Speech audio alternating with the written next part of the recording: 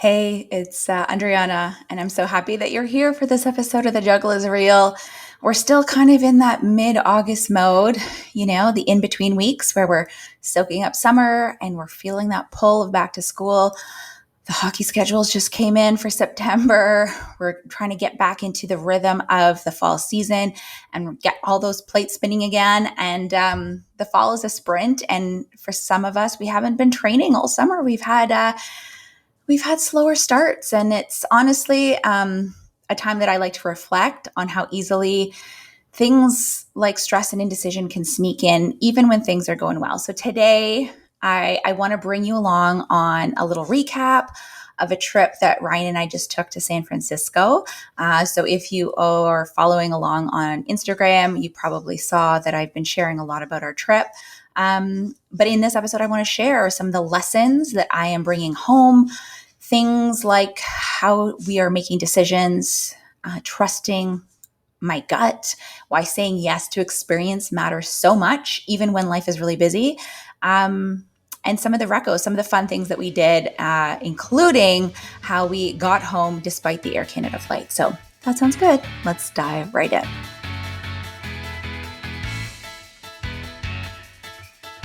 This is the Juggle is Real podcast. I hope you feel seen, that you realize your worth, lighten your load, and prioritize your own needs. As we hear from leading experts and well-known faces in the wellness, entrepreneurship, education, and motherhood space, I hope you gain insights, proven practices, and learn actionable tools to help you enjoy the juggle of work, family, and everything in between with a little less stress and a lot more ease, joy, and fun.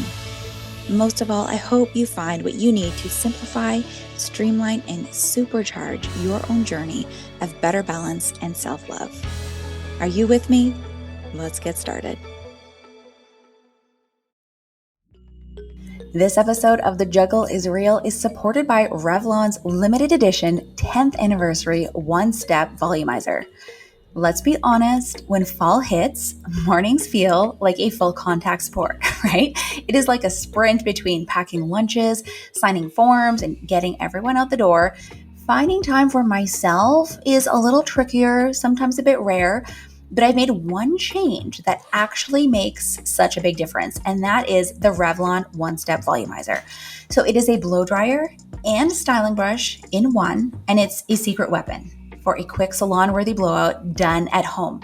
Honestly, I've been using it and I'm so blown away. I love it so much. And get this, it has over 488,000 five-star reviews globally. It's an award-winning styling tool, and it is such a fan favorite. That's why it's been around for 10 years. That's nearly 500,000 women saying, yes, this is the one that I want to use. So you're not juggling multiple tools. There's no guesswork. It's just smooth styled hair in a fraction of the time and at a fraction of the cost of some other tools. That is the best part for me.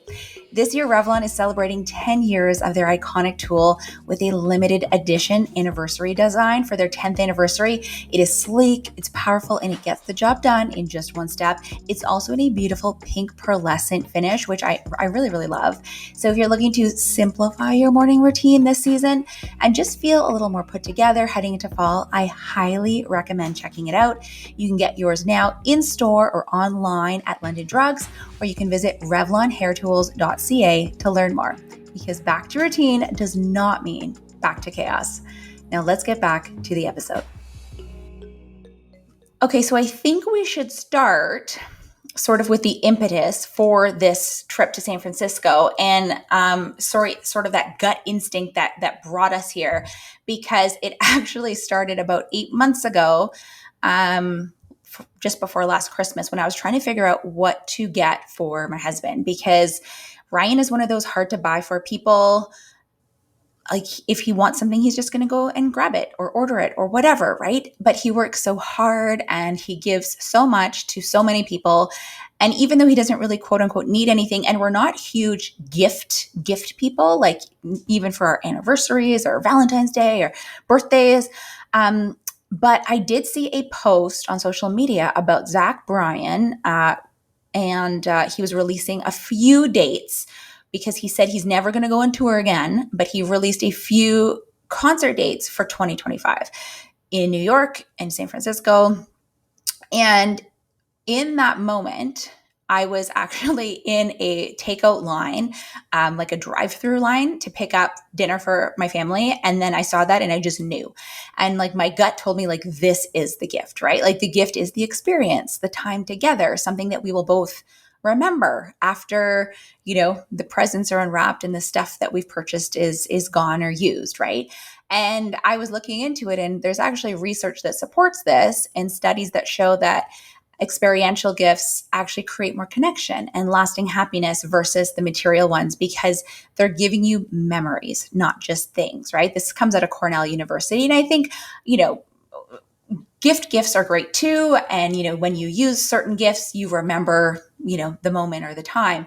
But in this case, it was just like one of those things that I was like, okay, we've got to do this. And we had seen Bryan in concert last year in Nashville. Is one of my husband's favorite artists, and something that he probably wouldn't get for himself. So that's sort of how this whole trip started. But the kicker here is that I bought the tickets, months and months before that the political tensions started rising between Canada and the US. And if you've listened to this podcast before, you know that I am a Canadian, Northern Ontario girl. And, after, Christmas and after, the tickets were already purchased, all of these things started spilling into the news. And so over the last 8 months, maybe 6 months or so, we kind of wrestled with, do we actually go? Is this the right time? Would it be better to stay home?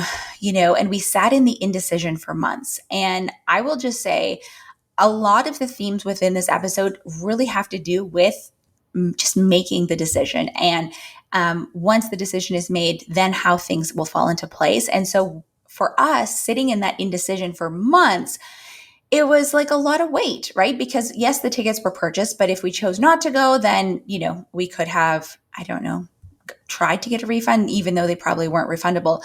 But kind of just sitting on the fence and teeter-tottering, that indecision drains a lot more energy than actually making a choice. And so eventually, and this was just in July, we realized, what, we would probably regret not going. And maybe it's not the absolute perfect time, but would we ever get an opportunity like this again, right? And so we ended up booking our flights.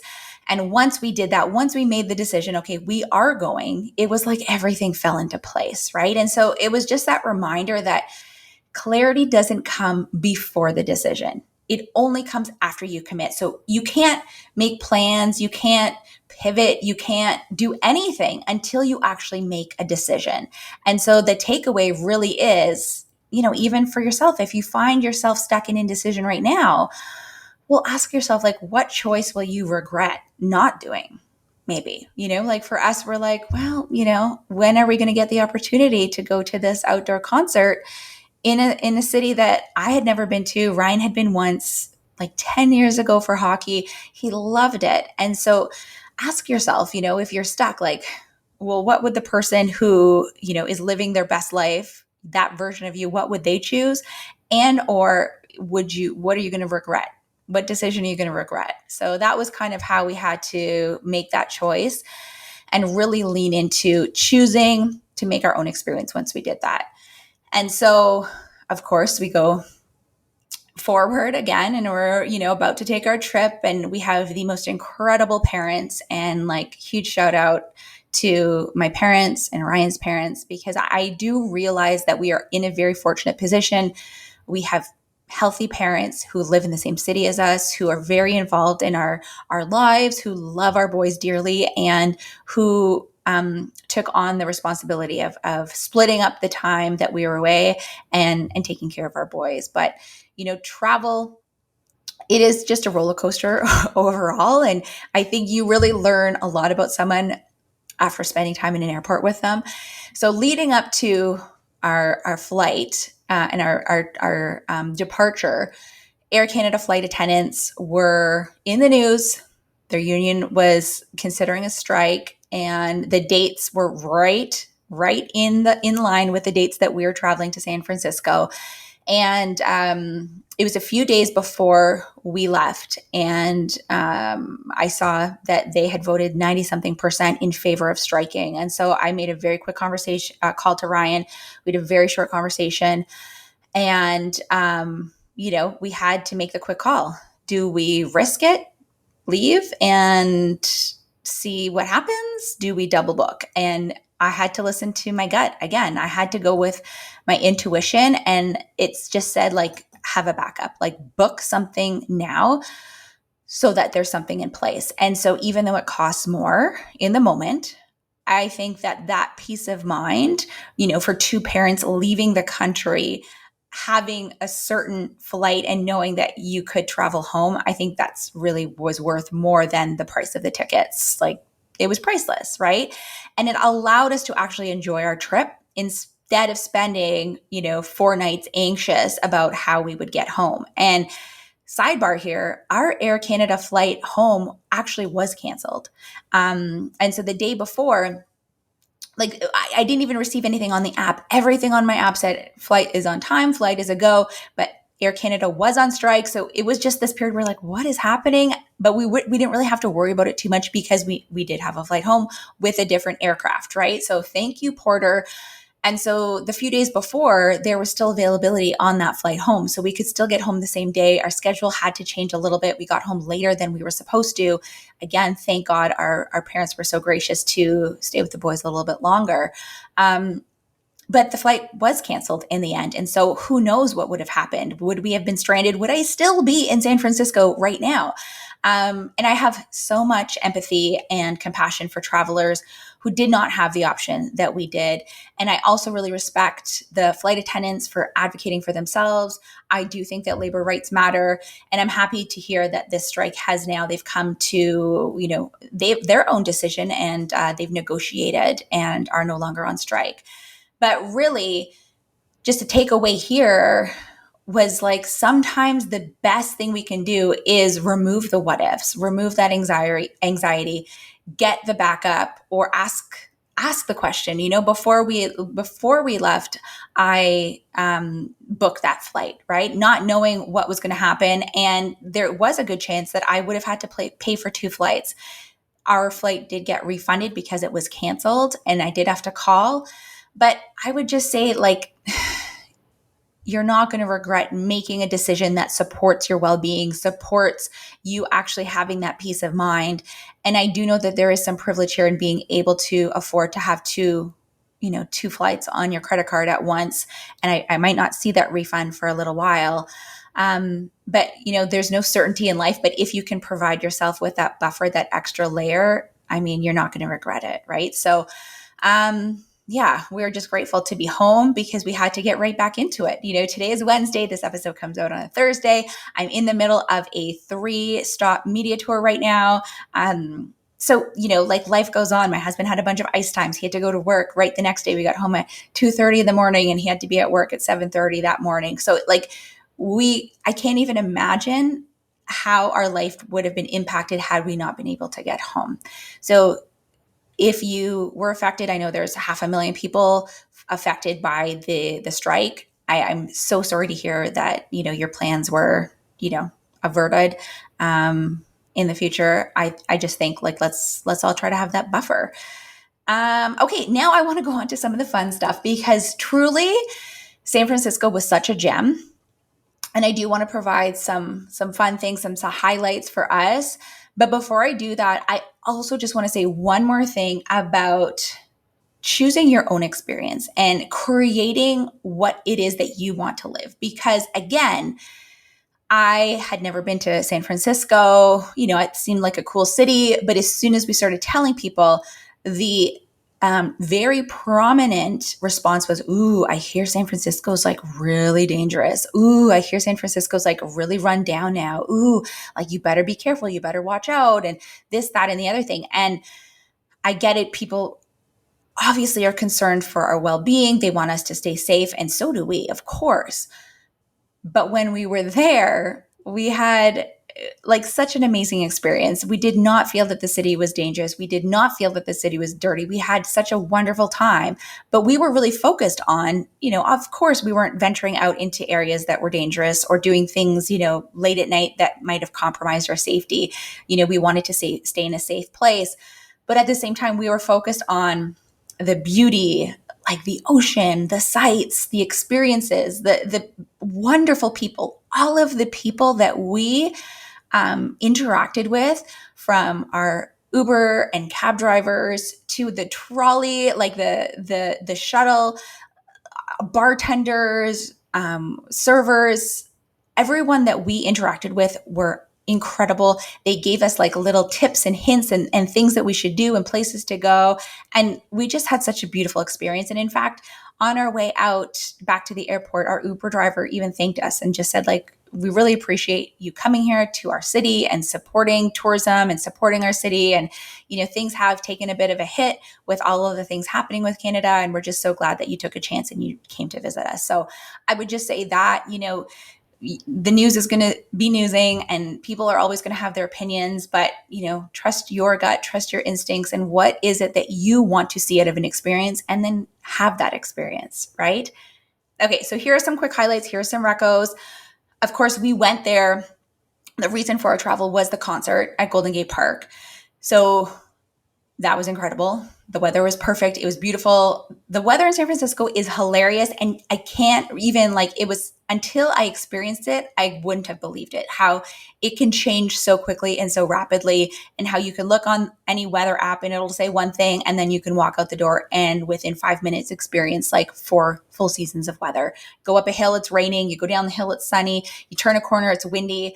And it's just hilarious. So I would just say, if you're planning it, make sure that you are prepared for all types of weather, that you've got comfortable shoes, you've got a coat, you've got the layers, got the umbrella, all the things that you might need. We ended up getting the most perfect, beautiful weather. And so our concert at Golden Gate Park was incredible. It's a beautiful outdoor venue. It was at Polo Field. Golden Gate Park is kind of like the Central Park of San Francisco. It is a big, beautiful, vast place. And it was really cool. Like, we loved the concert. Of course, Bryan fans. Kings of Leon was also playing. I am a big Kings of Leon fan. Turnpike Troubadours also played, and we saw them in Nashville. My husband fell in love with Turnpike. They were amazing. And Nolene Hoffman opened. She's Canadian. So there you go. I think she's from Southern Alberta. So there you go. We were supporting Canada while we were there as well. And she sings on Bryan's last album as well. If you know the song Purple Gas, she came out and sang it with him. It was beautiful. Kings of Leon and Bryan debuted a new song that actually comes out on Friday called Onto Something. And as soon as Ryan and I heard it, we're like, we love this song. Like, it was awesome. I can't wait for it to actually come out so we can crank it on our speakers at home. But just in general, regardless of what artist you like, if you can see your favorite artist outdoors, I would 100% recommend it. Magical. It's beautiful. Even I think in bad weather, it can be just the best time if you allow it. So definitely the concert at Golden Gate Park was a huge highlight. The Golden Gate Bridge, obviously, that's the thing that San Francisco is known for. And we chose to walk across and come back.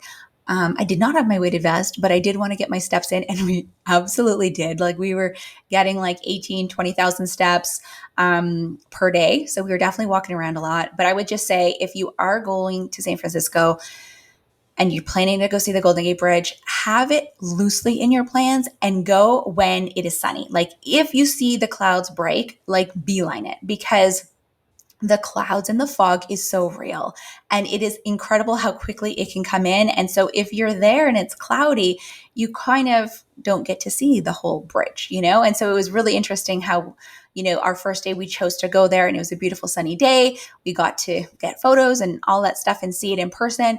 And for the rest of the trip, for the most part, it was cloudy, and the clouds and the fog was rolling in, and seeing it from far, like at some points you couldn't even see the bridge at all. So change your schedule, do what you got to do. If you get a clear day, make a beeline for Golden Gate Bridge. Another thing would be that trolley trip.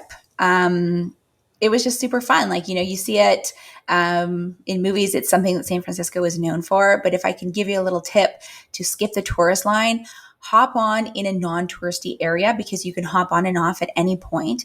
So what we did, of course, we were on East Coast time, so we were waking up early. We got on the very first ride of the day on California Street early in the morning, and we pretty much had the whole thing to ourselves. We went up the hill, around, over, and back down, and we got off and then we walked around and we got to chat with the operators, got to learn how it operates. We got to learn more things about the city. It was like basically like getting our own little personal tour.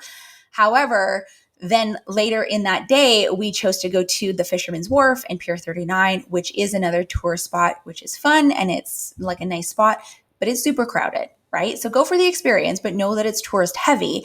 And there is a location where you can get on the trolley. I'm calling it the trolley. I don't even know if that's actually what it's called, but you know, the little wooden shuttle bussy thing. We had to wait for like 40 minutes to get on. And the actual little trolley train was super, super crowded. And so, you know, that's fun too. And that's great. But if you want to have that like really cool experience, get on when it's early in the day or not in a touristy spot. We had some really great meals, so much seafood, some beautiful spots. One place that we really loved is called Beach Chalet. And it's on the ocean on the west side. So you're looking right out to the Pacific. The food, everything, like I looked around as there's people eating. I wanted every single thing around me that any server brought to any table. The food was amazing, high quality. It was expensive, but it was beautiful. You're looking out on the ocean and it was really, really good food. So Beach Chalet, if you can make it there. And then the other thing I would say is head to a Giants game. I'm not a huge baseball fan. We ended up getting a really good deal on tickets. They had some sort of sale. And we didn't even actually end up sitting in our seats. We just wandered around, go early, go for batting practice, grab a drink, grab a bite. The views at Oracle Park, which is where the Giants play, are phenomenal. It is right on the ocean. And so I would say, yeah, if you're a diehard baseball fan, you want to be close to the action, like definitely get seats. But no matter what, head up to like the third level. Go look at the views. You're looking out on the ocean. You can see the spot, you know, where Barry Bonds would hit his home runs over into the ocean. There's going to be boats and kayaks waiting in case there is a ball that ends up in the water. And it was just spectacular. You can see the Bay Bridge, which goes over to Oakland. Again, we had beautiful weather. It was a wonderful, like clear night. So we got a beautiful sunset. And you know, it's America. You got to experience a ball game too. And then the last thing I would say is we took a ferry to Sausalito, which is right across the Golden Gate Bridge. So you could technically drive there too. But the ferry ride was really fun because you get that water experience, that boat experience. It was really peaceful. There is like a little bar if you wanted to get a beverage. Ours stopped at Angel Island, which is a cool and historic spot that a lot of people were getting off at. Also really great if you're into hiking or biking and outdoorsy stuff.